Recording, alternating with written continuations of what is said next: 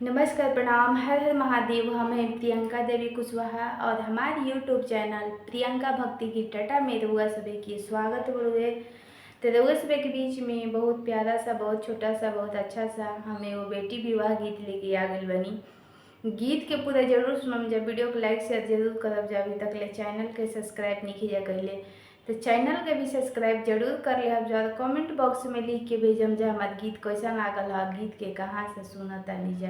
तो चलिए रउआ सभे के हम गीत सुनावत तनी। पापा के बगिया के रही हमें चिरैया हो, जात बानी बगिया के छोड़, जात बानी बगिया के छोड़। होते सबेरे पापा करी है विदैया हो, आँखियन में भरी भरी लोर, आँखियन में भरी भरी लोर।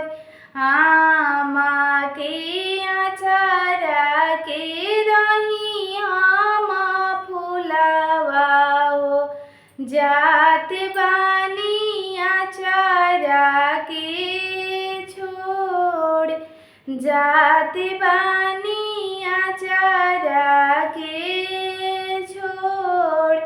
होते सबेरे आमा करी है विदैया हो, आँखियन में भरी भरी लोर, आँखियन में भरी भरी लोर।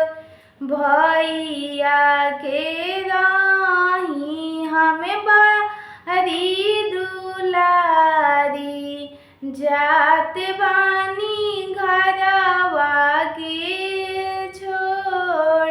भैया के राही हम बारी दुलारी, जात बानी घरवा के छोड़।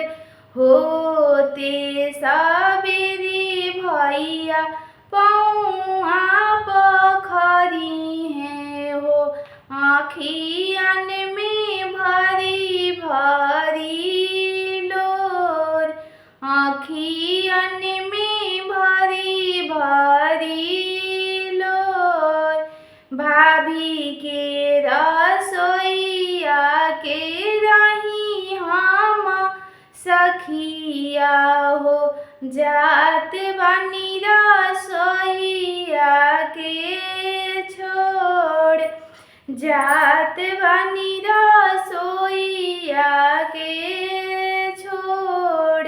होते सबेरे भाभी करी है सिंगरवा हो, आँखियन में भरी भरी लोर, आँखियन में भरी भरी लोर। होते सबेरे भाभी करी है विदैया हो, आँखियन में भरी भरी लोर, आँखियन